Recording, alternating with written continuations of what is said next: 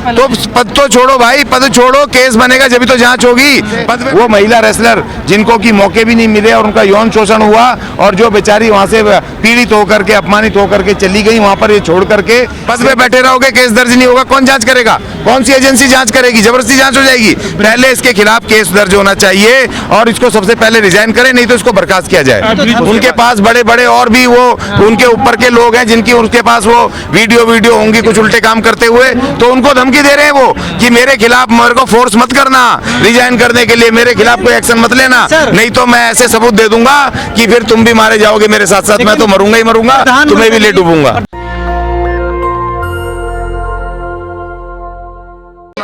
तो उसमें शूद्र हम, हमारे साथ जातिगत भेदभाव होता है और जो वो महिलाएं नारी हैं उनके साथ तो हो ही रहा यौन शोषण बता रही हैं, वो हमारी पहलवान बता रही है। और पूरे देश से, कल मैं देख रहा था पूरे देश से कहाँ से, महाराष्ट्र से और साउथ इंडिया से कहाँ से वो महिला रेसलर जिनको की मौके भी नहीं मिले और उनका यौन शोषण हुआ और जो बेचारी वहाँ से पीड़ित होकर के अपमानित होकर के चली गई वहाँ पर, ये छोड़ करके सिर्फ इस वजह से कि फोर्सफुली उनका यौन शोषण होता था। तो हम तो वैसे हम तो अनुसूचित जाति से भाई, हमारे पहलवान एक से एक हैं, एक से एक नामी ग्रामी भारत केसरी जैसे हमारा बिरजू पहलवान और दूसरे पहलवान अनुसूचित जाति के, और ऐसे ऐसे पहलवान है 1 मिनट में बड़े से बड़े पहलवान को चारों खाने चित कर दें, मगर उनको मौके नहीं मिलते, उनके जाति के नाम से वो करके उनको बाहर कर दिया जाता है। आरोप लगा, वो कह रहा है कि अगर साबित हुआ तो मैं फांसी लगा दूंगा। नहीं, वो तो कहेगा ही ना 6 बार का, वो तो सांसद है, दबंग है, पूरी सरकार सत्ता प्रशासन अभी उसके हाथ में है, अभी जरा जाने तो दो, जरा उसको पद से हटने दो, तो फिर भाग क्यों गए भाई? अगर आपको ऐसा लग रहा था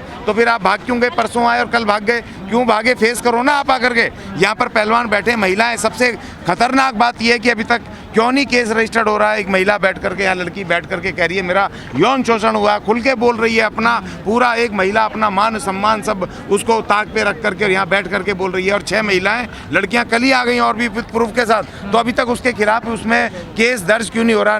महिला उत्पीड़न के विरुद्ध क्यों नहीं हो रहा केस दर्ज? और क्यों, अगर वो रिजाइन नहीं कर रहा है भाई, मैंने सुना कि वो कह रहा है कोई सवाल नहीं है रिजाइन करने का, तो हमारे प्रधानमंत्री महोदय भूषण कह रहे जांच करवाओ पहले। तो पद तो छोड़ो भाई, पद छोड़ो, केस बनेगा जब तो जांच होगी। पद पे बैठे रहोगे, केस दर्ज नहीं होगा, कौन जांच करेगा? कौन सी एजेंसी जांच करेगी? जबरदस्ती जांच हो जाएगी। पहले इसके खिलाफ केस दर्ज होना चाहिए और इसको सबसे पहले रिजाइन करें, नहीं तो इसको बर्खास्त किया जाए। उसके बाद दे रहे हैं कि फांसी लगा लेंगे अगर साबित हो, और इसके लिए आत्महत्या करने के लिए एक और केस दर्ज होना चाहिए। ये तो इसमें कानून है, आत्महत्या करना अपने आप में या उसकी धमकी देना अपने आप में गैर कानूनी है, उसके खिलाफ भी केस दर्ज होने चाहिए। केस दर्ज करके ये वही आदमी है कि जिसने एक उसको झारखंड में वहाँ एक बच्चे को एक उसको अपनी बात कहने पर पहलवान को स्पोर्ट्समैन को थप्पड़ मारा, गुंडागर्दी करी, तमाम किया। तो ऐसे लोग जब तक नहीं हटेंगे तब तक सिस्टम हमारा पारदर्शी नहीं होगा। सवाल ये कि देश जो देख रहा होगा, वो लड़कियां हैं जो गोल्ड मेडलिस्ट लाई, वो आज धरना पे बैठी हुई है, तो देश को कैसा लग रहा होगा? देश को तो छोड़ो, कल मैं देख रहा था इन्हीं लड़की से, ये लड़की और एक और वो जो दूसरा एक और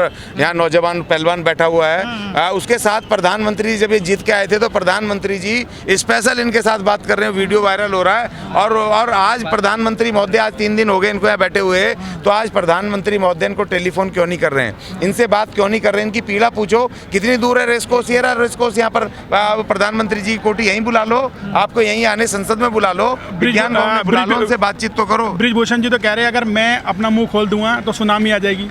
नहीं तो खोलो ना। अरे सुनामी, अगर आप धमका रहे हो, आप धमका रहे हो, उसका मतलब कि आपने ये होगा कि इनकी वीडियो बना ली होंगी और क्या उल्टे काम जबरदस्ती करवा करके, यही होगा ना। इन बच्चों के खिलाफ इनको फोर्सफुली इनके वीडियो बनाए होंगे और तुम खुद ही मरोगे। अगर ऐसा उन्होंने तो कह दिया ना यौन शोषण होता था, अगर तुम इस तरह की कुछ बात करोगे। हाँ, अगर सुनामी आ जाएगी, मुझे लगता है कि इनके खिलाफ नहीं, कुछ और बड़े चेहरे जो बड़े लोग उसमें जो अभी चुप हैं वो इसमें जरूर फंसे होंगे, उनके नाम आएंगे और इसलिए धमका रहे हैं, ऊपर वाले लोगों को धमका रहे हैं जो इनको बर्खास्त ना करें, इनके खिलाफ एक्शन है कि जब बहुत दिन हो जाता है फिर लड़कियां बाहर आती हैं, जो भी जिनके साथ ये हुआ पहले से आवाज उठाना। देखिए, भारत की आप पृष्ठभूमि को समझ रहे, यहाँ के कल्चर को समझ नहीं रहे हो। यहाँ सबसे कमजोर पीड़ित लड़की है, महिला है।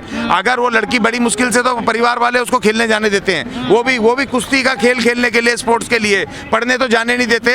मगर कुछ जा भी रही हैं, अगर वो पहले ही कह देंगी हमारे साथ ऐसा हो रहा, तो माँ बाप उसको पकड़ के घर में बिठा लेंगे और दूसरी लड़कियों को भी नहीं जाने देंगे। आप लड़कियों की तकलीफ नहीं समझ रहे हैं, उनकी आज़ादी पे पाबंदी लग जाएगी। इस तरह से ये भेड़िए ये जो भूखे भेड़िए इस तरह जो हमारी बहन बेटियों का शोषण करते हैं, वो काम पे जाएं, स्पोर्ट्स में जाएं, पढ़ाई में जाएं, तो उनका इस शोषण करने के लिए भूखे भेड़िए हैं। इनके विरुद्ध कड़ी से कड़ी इनके खिलाफ कार्रवाई होनी चाहिए, तुरंत जेलों में डालना जाना चाहिए, बाद में होगी तुम्हारी जांच, पहले इनको 10-20 साल इनको जेल में डालना चाहिए। सरकार ने कोई कदम नहीं उठाया इस मामले को? हाँ, तो वो कह रहे हैं ना, धमकी दे रहे हैं। जैसे हमारे पत्रकार भाई साथी ने पूछा कि वो कह रहे हैं सुनामी आ जाएगी, इसका मतलब उनके पास बड़े बड़े और भी वो उनके ऊपर के लोग हैं जिनकी उनके पास वो वीडियो होंगी कुछ उल्टे काम करते हुए, तो उनको धमकी दे रहे हैं वो कि मेरे खिलाफ मेरे को फोर्स मत करना रिजाइन करने के लिए, मेरे खिलाफ कोई एक्शन मत लेना, नहीं तो मैं ऐसे सबूत दे दूंगा कि फिर तुम भी मारे जाओगे मेरे साथ साथ, मैं तो मरूंगा ही मरूंगा, तुम्हें भी ले डूबूंगा। प्रधानमंत्री का जो नारा है, तो क्या उसके जो नेता है उस पर अमल नहीं कर रहे हैं क्या?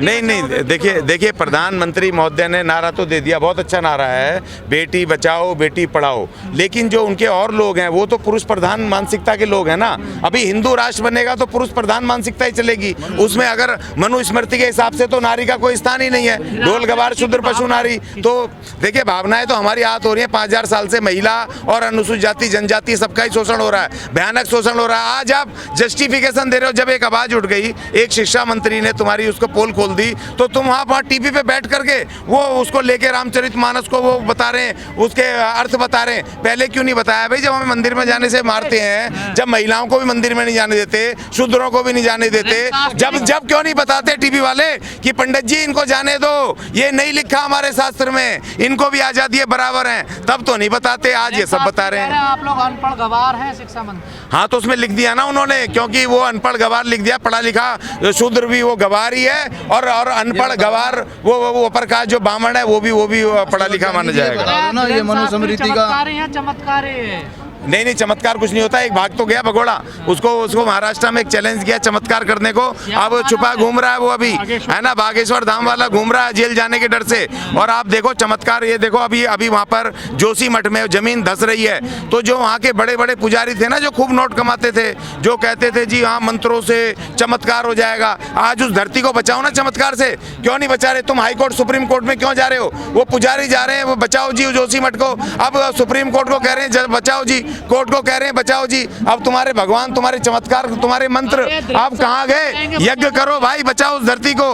क्यों नहीं बचा रहे? बचाओ उन लोगों को, क्यों नहीं बचा रहे? हंसने की बात नहीं, देखो तकलीफ की बात है, क्योंकि लोग तकलीफ में है, मानव निर्मित आपदा वहाँ पर है। और ये भी जो पहलवान बैठे हैं, ये भी मानव निर्मित है कि जो महिलाओं को, ये पुरुष प्रधान घर से बाहर जाए, ऑफिस जाए, कहीं जाए, उसको ये जबरदस्ती फोर्स करते हैं और महिला बेचारी चुप रहती है। ब्रह्म ज्ञानी है, उन्हें ब्रह्म का ज्ञान है, पूरे ब्रह्मांड का ज्ञान। हाँ, तो अभी निकलने वाले ब्रह्म के ज्ञान, एक से एक शास्त्री हमारे प्रोफेसर, उन्होंने चंद्रशेखर ने, एक शिक्षा मंत्री ने एक चौपाई क्या गा दी कि पूरे के पूरे सारे चमत्कार और ज्ञान सारे के सारे दे रहे हैं। उसका अर्थ नहीं आता आप लोगों को। हाँ, तो 5000 साल से क्यों गुलाम बना रखा था भाई हमें? आज अगर उसका अर्थ गलत है तो अनुसूचित जाति का जब सर्टिफिकेट बनता है तो भाई उसमें जातियां क्यों लिखी होती हैं? भारत के संविधान में आर्टिकल 342 में लिखा हुआ है कि जो हिंदू धर्म के विक्टिम है, पीड़ित हैं, जातिगत पीड़ित, वही शेड्यूल लिस्ट में वो जातियां आएंगी। तो भैया इसका मतलब है कि भारत का जो सिस्टम है, जो शेड्यूल लिस्ट पड़ी हुई है वहाँ पर जाके देखो सोशल जस्टिस मिनिस्ट्री में, यानी गलत है, उसमें जातियां गलत लिखी हुई हैं। तुम्हारे कहने पर तुम जब मर्जी चाहो गलत बना लो, तुम जब मर्जी में चाहो ठीक बना लो। जब तुम्हारी सुविधा हो तो हमें ढोल गवार शूद्र बना दो, और जब तुम्हारी सुविधा ना हो, जब तुम्हारे अपने आप को बचाना हो, तब तुम कहो नहीं जी हमने तो नहीं कहा तुम्हारी, तो हमने तो जातियां ही नहीं बनाई है तुम्हारी। देखिए सबसे बड़ी बात ये कि देखिए 400-500 साल, देखिए 500 साल इस देश में मुगलों ने शासन किया, और जिन मुगलों ने इनको अछूत बनाया, जबरदस्ती इनके जनेऊ काटे, इनको पीट पीट करके दलित बनाया, इनसे गंदे पेशे करवाए, उनके खिलाफ इन्होंने नहीं लिखा एक शब्द भी। एक भी हिंदूवादी, एक भी लेखक ने मुगलों के राज में जब ये लिखी गई रामचरितमानस, उस समय 1576 अकबर का, बादशाह अकबर का, मुगल शासक का राज था, और उसमें एक शब्द नहीं है। और अछूतों के खिलाफ है, और उसमें दलितों के खिलाफ है, उसमें महिलाओं के खिलाफ है। मगर जिन मुगलों ने तुम्हें मारा पीटा, जबरदस्ती फोर्सफुली तुम्हारे जनेऊ काटे, तुमने उनके खिलाफ एक शब्द भी नहीं लिखा। क्यों नहीं लिखा भाई? 1858 तक जब तक ब्रिटिश रूल पूरा अपना कैप्चर नहीं कर लिया, बहादुर शाह जफर को जब तक खत्म नहीं किया, तब तक इन्होंने बाबरी मस्जिद का भी लफड़ा शुरू नहीं किया। ये तमाम क्यों नहीं करा भाई, मुगलों के राज में क्यों नहीं करा? बाबर ने तुम्हारे अयोध्या का मंदिर तोड़ा, लेकिन तुमने अकबर के टाइम पर तुमने उसमें नहीं लिखा। तुम अछूतों के खिलाफ बोल रहे हो, तुम शूद्रों के खिलाफ बोल रहे हो, तुम नारियों के खिलाफ बोल रहे हो, नारी को पैर की जूती बता रहे हो। और तो इसीलिए आज बैठी है ना नारी, यहाँ बैठी है बेचारी, वो युवा पहलवान अपना पूरा मान सम्मान, घर की प्रतिष्ठा दाव पे लगा के आज इतनी मजबूर हो गई कि उसको पूरी दुनिया के सामने बोलना पड़ा कि मेरे साथ यौन शोषण हो रहा है। तो इसीलिए हम भी आए, अनुसूचित जाति के आदमी, हमारे साथ जातिगत शोषण होता है, हमारे पहलवानों को बराबर मौके नहीं मिलते, उनको जाति देख करके उनको निकाल दिया जाता है पहलवान से। 10 साल से क्यों चुप थे, क्यों मेरे तारीफों के कसीदे बांधे जाते? मजबूरी थी ना, देखो महिलाओं की मजबूरी होती है, ध्यान रखना। महिला जब घर से नहीं निकलेगी, अगर महिला अगर घर से निकल के अगर वो बता देगी कि मेरे साथ ये हुआ है, तो माँ बाप रोक लेंगे उसको। वैसे ही बड़ी मुश्किल से महिलाओं को मौका मिलता है बाहर जाने का, काम करने का, पढ़ने का। अगर वो भी स्पोर्ट्स में अगर माँ बाप जाने दे रहे हैं, अगर वो बता देगी कि उसको सोचती है आज खत्म हो जाए, कल हो जाए। बड़ी खिलाड़ी हैं जो प्रधानमंत्री जी के डायरेक्ट संपर्क में रहती है, अगर वो इतना डरेंगी तो देश कैसे चलेगा? नहीं तो आप देख लो ना, उन्होंने एक जबान खोली तो प्रधानमंत्री जी सबसे नजदीक थे, उनके तारीफों के कसीदे पढ़ रहे थे, उनके वीडियो चल रहा है जब वो जीत के आए। तो आज जो प्रधानमंत्री जी गायब हो गए, उनकी आवाज भी नहीं आ रही है। जो एक पहलवान विदेश में रहता है, जीतने के बाद फोन पे कह देते हैं शुभकामनाएं, क्या क्या बोलते हैं, उसकी रिकॉर्डिंग चलाते हैं मीडिया में, लेकिन आज नहीं कह रहे। आज तो जंतर मंतर और रेस कोर्स रोड कितनी दूर है, प्रधानमंत्री हाउस यहाँ से मुश्किल से, अगर ये बच्चे पैदल भी जाएंगे तो मुश्किल से 10 मिनट लगेंगे यहाँ से जाते जाते प्रधानमंत्री हाउस। तो आज कहाँ गए प्रधानमंत्री वहाँ से? अब तो नहीं, देखो जो भी इस सरकार के विरुद्ध, इनकी गलत नीतियों के खिलाफ, इनकी गुंडागर्दी के खिलाफ, इनके भ्रष्टाचार के खिलाफ, इनके व्यय विचार के खिलाफ जो भी आवाज उठाएगा, वो इस देश का वो आतंकवादी है, वो इस देश का राष्ट्रद्रोही है। क्योंकि ये कहते हैं कि हमारे कुकर्मों की आवाज मत खोलना, क्योंकि मनुस्मृति में लिखा है कि अगर ये अपरकार कुछ भी करे, ब्राह्मण कुछ भी करे, तो भैया शूद्र कुछ नहीं बोलेगा, और शूद्र कुछ भी करे तो उसको तुरंत फांसी पे लटका दो। ये तो लिखा है उनके सामने। आरएसएस प्रमुख ने कहा तो है यहाँ पर कोई भी रह सकता है, पर कमतर बन के रहना पड़ेगा। हाँ, कमतर, वही तो लिखा है ना उनके मनुस्मृति, वही तो हिंदू राष्ट्र है, वही तो कह रहे हैं भाई तुम रहो, सब रहो, यहाँ शूद्र भी रहे, सब रहे, लेकिन जैसे पहले ही बन करके, हमारे गुलाम बन के, हमारे सेवक बन के। वो तो कह रहे हैं महिला को भी वस्तु कहते थे, वस्तु। जब वो पांडव आ रहे हैं, उसको जीत करके द्रौपदी को लेके आ रहे हैं, तो कुंती माता ने बिना देखे कह दिया, उन्होंने कहा जी हम एक वस्तु लेके आए माता आपके लिए, तो कुंती ने कह दिया बिना देखे बांट लो आपस में, तो बेचारी द्रौपदी को पांचों ने बांट लिया, पंचाली कहलाई ना, 5 आदमियों की औरत। मतलब वो वस्तु है क्या, स्त्री वस्तु है क्या? जुए पे लगा दिया तुमने उसको, कितना उसको अपना धन समझ के, वो तो क्या दूसरा आज भी वही समय ना भाई। आज वो पहलवान बैठे हैं यहाँ पर, जो क्रीम है, जो गोल्ड मेडल लेकर के आए, जिन्होंने अपना सब कुछ सर्वस्व लगा करके पूरे देश की पूरा मान सम्मान बढ़ाया, तिरंगे का दुनिया में नाम रोशन किया। आज वो यहाँ बैठे हैं 3 दिन से, आज इनको कोई पूछने वाला नहीं है। क्यों? क्योंकि जो सत्ताधारी हैं वो कह रहे हैं हम तो मनुस्मृति से देश चलाएंगे, भारत के संविधान से नहीं चलाएंगे। वो तो कह रहे हैं कि भैया हम रामचरितमानस से चलाएंगे, वो तो ये कह रहे हैं हम हिंदू राष्ट्र बनाएंगे। हिंदू राष्ट्र में तो भैया औरत जो है मरे हुए पति के साथ सती होती है, उसमें जो सुंदर सुंदर लड़कियां हैं उनको देवदासी बनाया जाता है, और जो विधवा हैं उनको शादियां नहीं करने दी जाती हैं, उनको तो घरों में शोषण होते हैं। तो इसीलिए वो कहाँ हो गई महाराज, 2000 नहीं हो गई है, बाबा साहब ने किया था, मगर ये सरकार आके पूरी तरीके से बाबा साहब के संविधान को खत्म करके दोबारा से उसी मनुस्मृति को ला रही है, लागू कर रही है, और उसी का परिणाम है कि आज एक महिला बोल रही है। इतनी देर में अगर किसी और देश में होता तो अब तक तो ये मंत्री जो भी हैं सारे जेल में गए होते, सारे के सारे अब तक केस बन गए होते इनके ऊपर। एक महिला इस तरह से बैठी हुई है, आज कहाँ है मानव अधिकार, कहाँ है आज, कहाँ है आज? देखो कल वो आई महिला आयोग की, उसके साथ भी छेड़छाड़ होगी, बताओ। उसको भी वहाँ सड़क पे 9 बजे बाहर निकल के उसको भी वो पूछ रहे रेट क्या है तेरे, वो पूछ रहे, बताओ। ये दिल्ली में राजधानी, भारत की राजधानी, ये हालत है। अभी पीछे अभी वहाँ सुल्तानपुरी में कंजावला कांड हुआ, उस बेचारी लड़की को घसीट दिया, और उसको इतनी मेहनत करने के बाद वो पूरा देश निकल गया, तब जाकर के 302 की धारा लगी, नहीं तो कुछ नहीं। कल कहकर तो आए अमृतकाल चल रहा है, अगले 25 साल तक चलेगा। हाँ, तो अमृतकाल तो यहाँ के अपर कास्टों के लिए ना, हमारे लिए थोड़ी है। देखो जो शिव हैं, जब समुद्र मंथन चल रहा है तो इतने चालाक हैं ये देवतागण कि इन्होंने जब वो जहर निकला तो हमारे आदिवासी शिव को पिला दिया, तू पी ले भाई, बचा ले दुनिया, और जब अमृत निकला तो खुद पी करके बैठ बैठ गए। तो इसलिए अमृतकाल इन्हीं के लिए, हमारे से तो जहर है ना, हमारे तो वो विष देते हैं हमारे लिए। यहाँ के शुद्ध ढोल गवार शूद्र पशु नारी सब हैं विष के अधिकारी, और ये जो हैं तीनों जो अपर कास्ट हैं ये हैं ये अमृत के अधिकारी, इसलिए इनका अमृतकाल चल रहा है। अरे सत्ता शासन सब इनके पास, तो अमृतकाल इनका। सारे काम ठीक हो जाएंगे, चमत्कारी बाबा से मिलो, धीरेन्द्र शास्त्री से। वो बेचारा अपनी जमानत करवा ले, वो वही बड़ी बात है। वो अपने आप को बचा ले, वो भागा फिर रहा है, वो उसका चमत्कार निकल गया। एक उसने वहाँ पर एक्ट है अंधविश्वास के खिलाफ, उसके लग गया, केस लग गया। अब वो अपने आप को तो बचा के चमत्कार कर ले।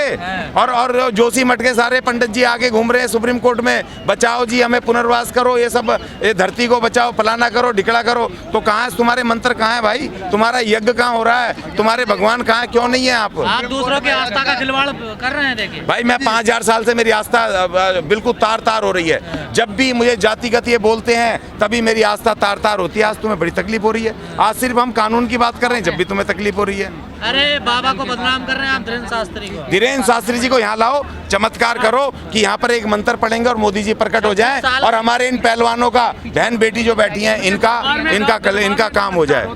अरे 26 साल का लड़का है वो, देखिए आप लोगों को पच नहीं रहा। हाँ, कैसे पचेगा?